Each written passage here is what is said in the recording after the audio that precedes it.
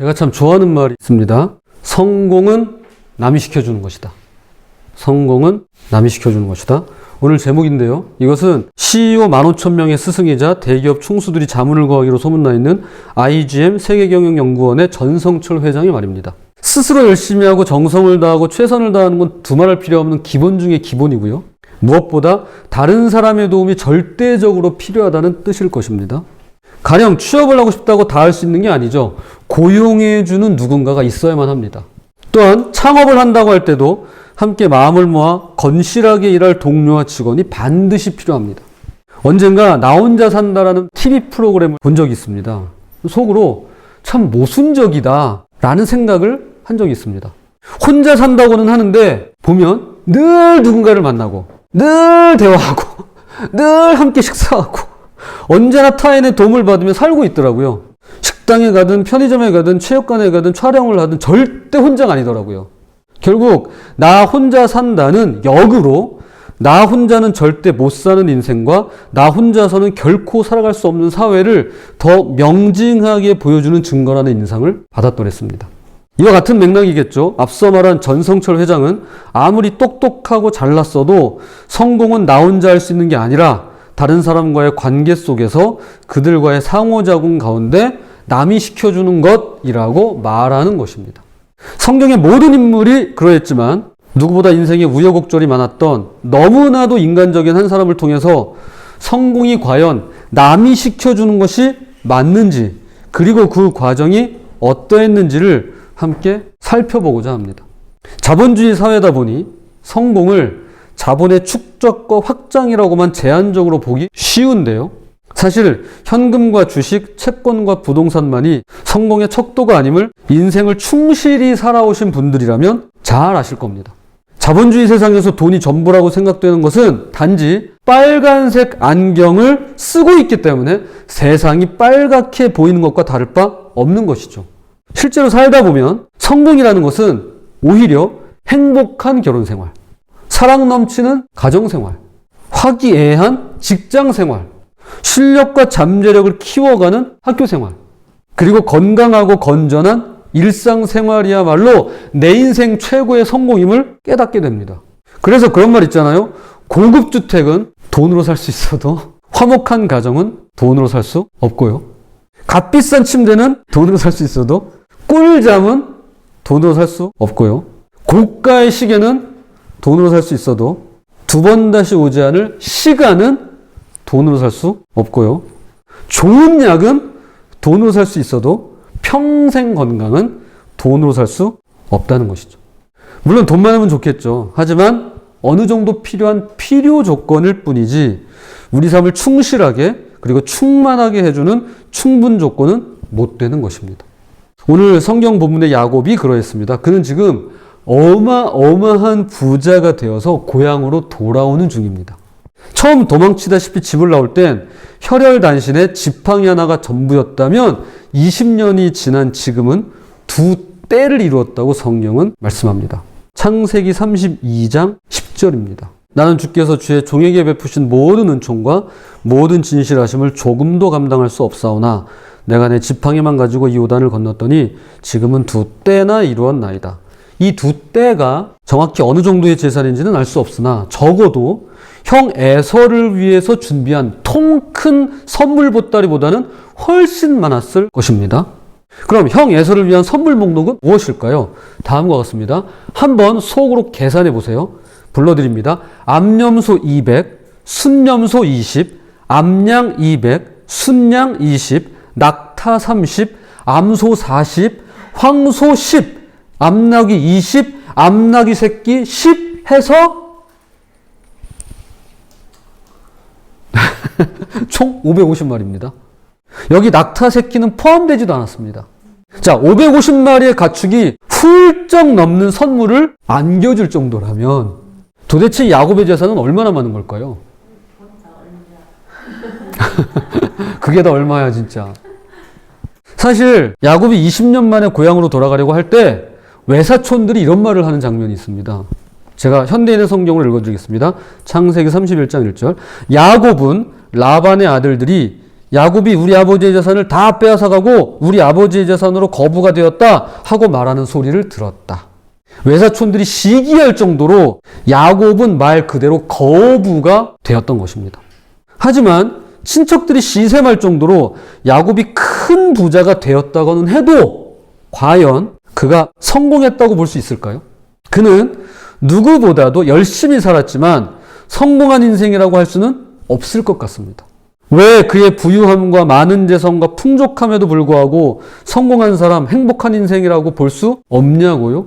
야곱에게는 지난 20년의 세월 동안 지긋지긋하게 그를 따라다니며 괴롭히던 내면의 어두움이 있었습니다. 내면의 어두움. 그 어두움이란 바로 두려움이었습니다. 두려움. 두 가지인데요. 첫 번째 두려움은 아무리 가족이고 형제라고는 하지만 얹혀서 더부살이했던 외삼촌 라반에 대한 두려움입니다. 야곱은 고향을 떠나올 때도 그랬지만 20년 만에 고향으로 돌아갈 때도 외삼촌 라반 모르게 몰래 도망쳤더랬습니다.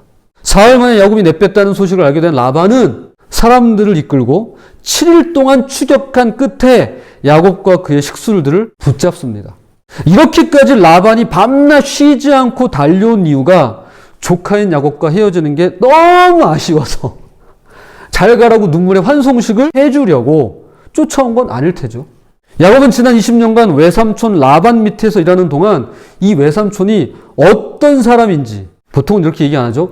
어떤 인간인지를 파악했더랬습니다. 창세기 31장 31절입니다. 야곱이 라반에게 대답하여 이르되 내가 생각하기를 외삼촌의 딸들을 내게서 억지로 빼앗으리라 하여 두려워하였음이니이다.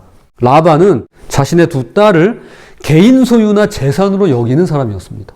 우리 안인 성도님에게도 두 딸이 있죠. 저에게도 두 딸이 있습니다. 라반은 자기 재산으로 여겼어요. 소유를 여겨요. 주고 뺏어요. 그래 줄게 하기도 하고 빼앗기도 하는 사람이에요. 그럼 그가 처음부터 야곱을 곱게 보내줄 리도 없거니와 어떻게든 야곱의 전 재산을 빼앗고자 수단과 방법을 가리지 않았을 인물이었던 것입니다. 야곱은 이 사실을 너무도 잘 알았어요. 그에게 외삼촌 라반은 두려움의 대상이었습니다. 자, 그리고 두 번째 두려움은 팥죽 한 그릇이라는 헐값에 장자권을 잃고 하루아침에 사기와 기만으로 동생 야곱에게 축복권을 모두 빼앗겨버린 친형 에서에 대한 두려움입니다. 형을 무서워했어요. 20년 전 야곱이 외갓댁으로 도망가다시피 했던 이유가 형 에서의 화 그리고 그의 분이 전혀 풀리지 않았기 때문이었죠. 실제로 부모님은 먼 조상인 가인과 아벨처럼 하루아침에 두 형제를 모두 잃을 것만 같은 불안감에 둘째 야곱을 외갓댁으로 급히 피신시켜야만 했습니다. 그리고 20년의 세월이 흘러 이제 야곱은 온 가족과 식솔들 그리고 큰 가축대를 몰고 고향으로 되돌아오는 중입니다. 그런데 혹시나 싶어서 미리 보냈던 종들이 돌아와서 야곱에게 보고하기를 형 에서가 무려 400명의 장정을 이끌고 우리 쪽으로 지금 오고 있다는 것입니다. 창세기 32장 6절입니다. 사자들이 야곱에게 돌아와 이르되 우리가 주인의 형 에서에게 이르되 그가 400명을 거느리고 주인을 만나려고 오더냐. 아멘. 여기서 사자는 야곱이 보낸 종들을 의미합니다. 종들이 돌아와서 보고하는 거예요. 형님 에서가 400명을 이끌고 지금 우리에게 달려오고 있습니다. 20년 전이나 지금이나 형 에서에 대한 두려움은 야곱에게 전혀 해결되지 않은 공포 그 자체였습니다. 그는 너무 무서워서 당장 식솔들과 가축을 두 떼로 나눕니다. 한 떼를 치면 나머지 한 떼는 그 틈에 도망치려고 말이죠. 창세기 32장 7절 8절 야곱이 심히 두렵고 답답하여 자기와 함께한 동행자와 양과 소와 낙타를 두 떼로 나누고 이르되 에서가 와서 한 떼를 치면 남은 한 떼는 피하리라 하고 여기서 심이라는 말은 너무 점잖게 표현된 말입니다. 이 메오드라는 히브리 원어는 극심한 공포, 극도로 두려운 상태인 최상급을 가리킵니다. 막 벌벌 떠는 거예요. 아마도 야곱은 형의 분이 아직 덜 풀렸으리라고 예상했을 것입니다. 그래서 조심스럽게 종들을 앞서 보낸 거겠죠. 그런데 20년이 지난 일을 가지고 4명도 아니고 40명도 아니고 400명을 끌고 오다니요. 그것도 모두 장정들로 말이죠. 여러분 이게 분위기가 좋았으면 가족들을 이끌고 오는 게 맞습니다. 그렇죠? 그게 환영이죠. 그런데 지금 남자 400명 정예 부대를 이끌고 오고 있습니다. 이 정도 규모면 대한민국 국군 1개 대대급입니다. 제가 있었던 부대 인원 정도 돼요. 그거보다 많습니다, 실제로. 한마디로 학살을 하겠다는 겁니다. 물론 실제로 에서가 400명의 정예 부대를 이끌고 온 것이 야곱에게 복수하고자 그의 가족들을 모두 학살하거나 노예로 삼기 위함인가 하는 것은 저에게도 의문이 남습니다. 그보다는 일종의 과시라고 보는 것이 맞을 것 같아요.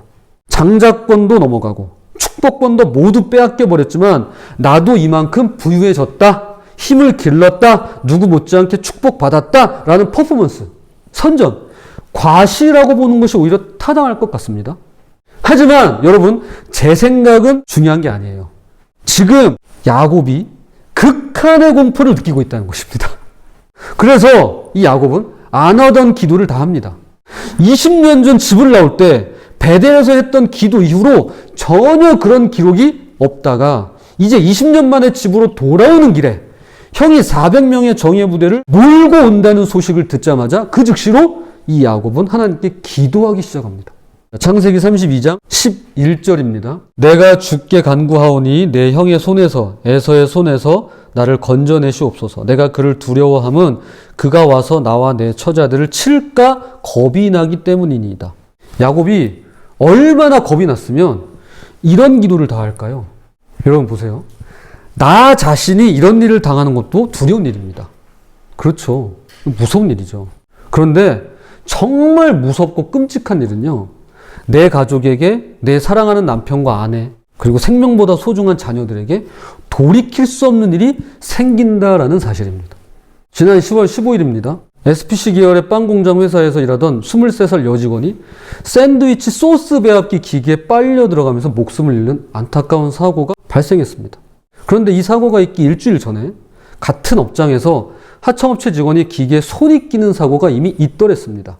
하지만 하청업체 직원이다 보니, 비정규직 직원이다 보니 어떤 조치도 취하지 않고 직원들을 모아놓고 왜 일을 부주의하게 하느냐며 호통만 30분을 쳤더라고 합니다.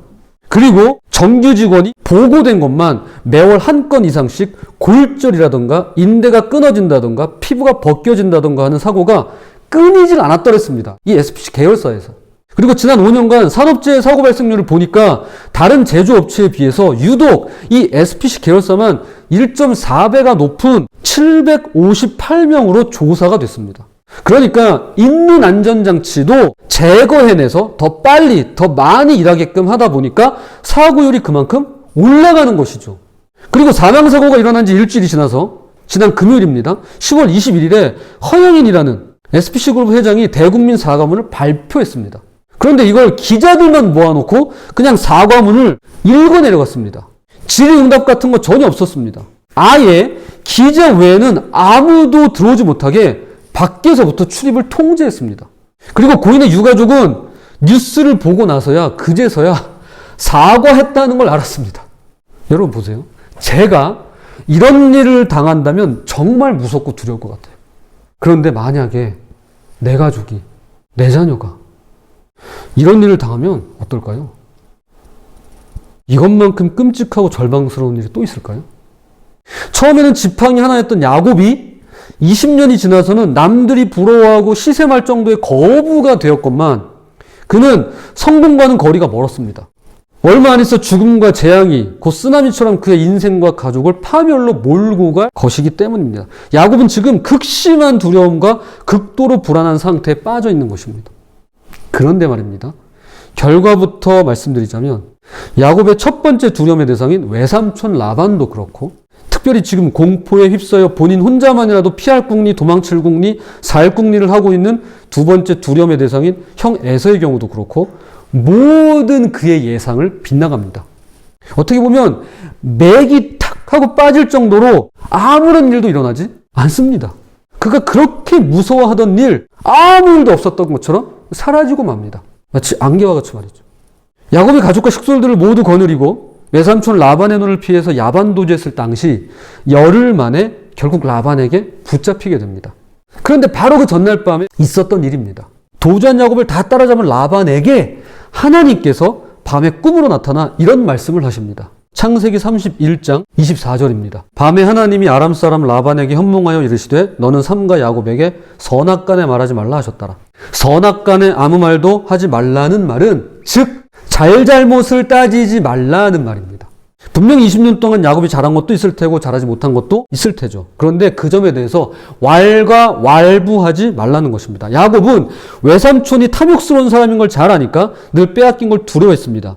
아내를 빼앗길까 봐 두려웠다고 하잖아요. 그 말인즉슨 자식들도 빼앗아 간다는 뜻입니다. 아내 빼앗기고 자식들 다 빼앗기고 나면 그마든 재산이 무슨 소용이 있습니까?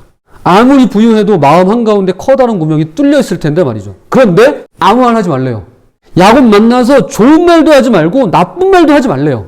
그렇게 야곱이 가지고 있었던 라반을 향한 두려움은 하루아침에 그냥 안개처럼 일순간에 해소가 됩니다. 너무나도 수월하게 해결이 돼요. 이제 가장 두려운 형을 만날 차례입니다.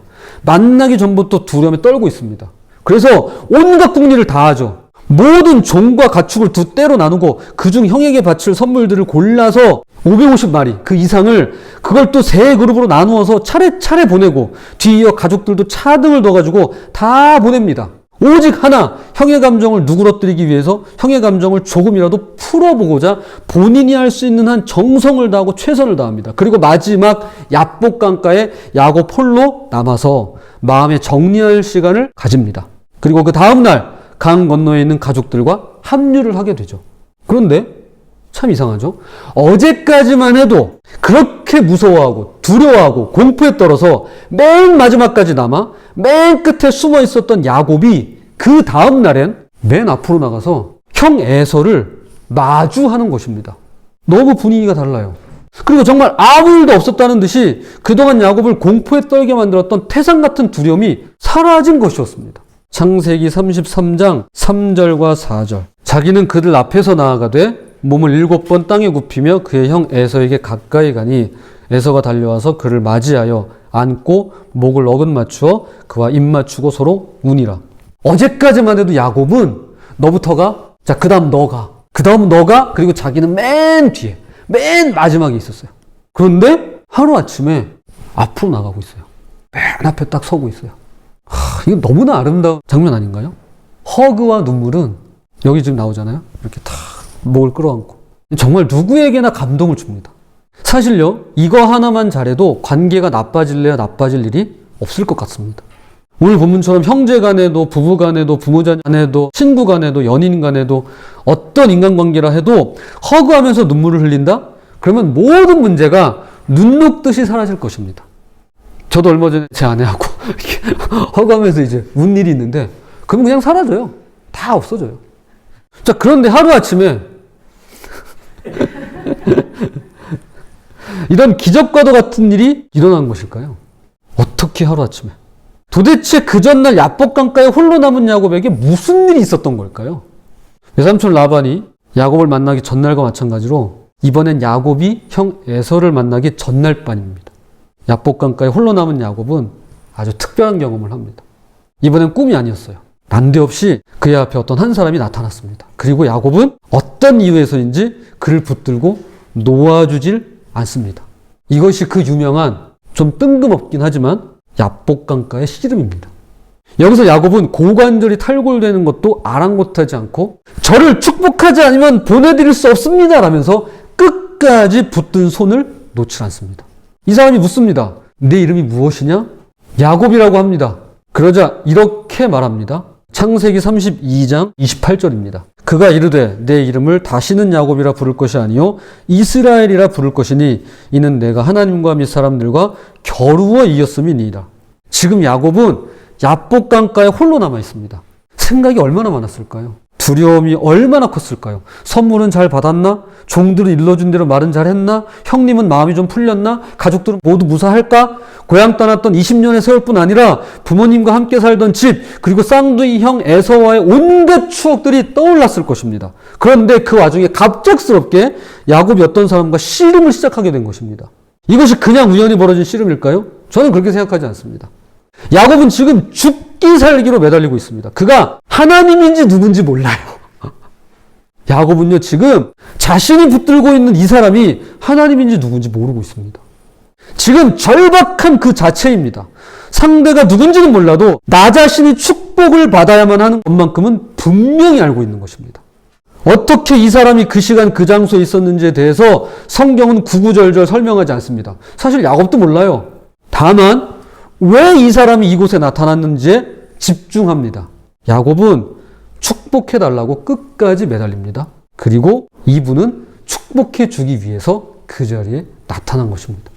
그렇게 그 시간 그 장소에서 야곱은 하나님을 만난 것입니다. 좀 더 정확히 말씀드리면 하나님께서 그 시간 그 장소에서 야곱을 만나 주신 것입니다. 야곱이 하나님을 만난 게 아닙니다. 하나님이 야곱을 만나 주셨습니다. 야곱을 만나기 전날 밤 하나님께서 외삼촌 라반을 만나 주셨듯이 에서를 만나기 전날 밤 하나님께서는 야곱을 찾아와 만나 주신 것입니다. 뒤늦게 이 사실을 알게 된 야곱이 깜짝 놀라서 이런 고백을 하죠. 창세기 32장 30절입니다. 그러므로 야곱이 그곳 이름을 브니엘이라 하였으니 그가 이르기를 내가 하나님과 대면하여 보았으나 내 생명이 보존되었다 함이더라. 엘은 하나님이죠. 브니엘은 하나님의 얼굴이란 뜻입니다. 맨눈으로 태양도 볼 수 없는 인간이 태양을 만드신 하나님을 볼 수 있다는 것은 어불성설입니다. 하나님의 얼굴은 볼 수도 없거니와 본 자는 죽을 수밖에 없습니다. 그러나 야곱은 하나님의 얼굴을 보았어도 내가 죽지 않았다, 내 생명이 보존되었다 라고 말하고 있는 것입니다. 그 즉시 야곱은 형 에서와의 모든 문제가 해결되었다 라는 것을 직감적으로 알 수 있었을 것입니다. 그런데 이것이 처음이 아닙니다. 창세기 32장 1절 2절입니다. 야곱이 길을 가는데 하나님의 사자들이 그를 만난지라. 야곱이 그들을 볼 때에 이르기를 이는 하나님의 군대라 하고 그 땅 이름을 마하나임이라 하였더라. 마하나임의 뜻은 더 정확히 말씀드리면 두 군대라는 뜻입니다. 그냥 하나님의 군대가 아니라 군대가 두 개가 있는 거예요. 군대가 여기도 있고 여기도 있는 거예요. 야곱은 하나님께서 자신의 앞 뒤로 하나님의 군대를 보내셔서 자신을 식솔들을 모두 보호하고 계심을 이미 알고 있었던 것입니다. 이미 하나님은 사인을 주셨던 것입니다. 그러나 형 에서에 대한 두려움이 더 컸던 나머지 하나님에 대한 믿음보다 이 세상에 대한 두려움이 더 컸던 나머지 하나님에 대한 믿음보다 지금 내게 있는 어떤 문제에 대한 두려움이 더 컸던 나머지 야곱은 그 소동을 벌였던 것이고 야복 강가에서 만난 브니엘의 하나님을 통해서 깨닫게 된 것이죠. 그래서 이 마하나임에서도 성경은 이렇게 말씀하고 있는 것입니다. 야곱이 하나님의 사자들을 만난 것이 아니라 야곱이 만난 게 아닙니다. 하나님의 사자들이 야곱을 만난지라 라고 쓰고 있는 것입니다. 내가 하나님을 만나는 것이 아닙니다. 하나님이 나를 찾아와 만나주시는 것입니다. 제가 제 말씀의 결론을 맺겠습니다. 맨 처음으로 돌아가서 성공은 남이 시켜주는 것이다 라고 했을 때 이 남이라는 존재, 상대방, 다른 사람이라는 존재는 궁극적으로 어디까지 연결되어 있을까요? 성경은 이 점에 있어서 아주 분명한 결론을 내립니다. 누구죠? 바로 절대 타자가 되시는 하나님에게까지 이어진다고 명시하고 있습니다. 물론 자신은 이와 아주 다른 경험을 했다고 느끼는 사람도 있을 것입니다. 가령 보이지 않는 하나님이 나를 도와준다고 느낀 적은 한 번도 없었어요. 오히려 사람들의 도움을 자주 받았지요. 라고 말이죠. 그러나 이 점에 대해서 C.S. 루이스는 다음과 같이 말합니다. 이런 사람은 제1차 세계대전 당시 우리 식구들은 맨날 토스트만 먹으니까 빵은 떨어져도 상관없어요. 라고 말하는 여성과 다를 바 없습니다. 우리식으로 한다면 이런 게 되겠죠. 맨날 밥 먹으니까 쌀은 없어도 상관없어요. 여러분, 빵이 없으면 토스트도 없습니다. 쌀이 없으면 밥도 없습니다. 하나님의 도움이 없으면 사람의 도움도 없습니다. 그분은 다양한 방법으로 우리에게 역사하십니다. 우리가 신앙생활로 여기는 부분을 통해서만 역사하시는 것이 아니라 자연을 통해서도, 라반처럼 꿈을 통해서도, 우리의 몸을 통해서도, 책을 통해서도, 때로는 그 당시로서는 반기독교적으로 보이는 어떤 경험들을 통해서도 하나님은 역사하십니다. 화건컨대 성공은 남이 시켜주는 것임이 틀림없습니다. 그리고 그 남이란 궁극적으로 삼위일체 되시는 하나님이십니다. 야곱의 경우처럼 그것이 어떤 방식일지 전혀 예상할 수는 없지만 말이죠. 그러나 마침내 하나님께서 우리 각자를 찾아와 만나고자 하실 때 가장 먼저 그분을 놓치지 말고 꼭 붙드신다면 반드시 길은 열린다는 것입니다. 그런 저와 여러분 되시기를 주님의 이름으로 축복합니다.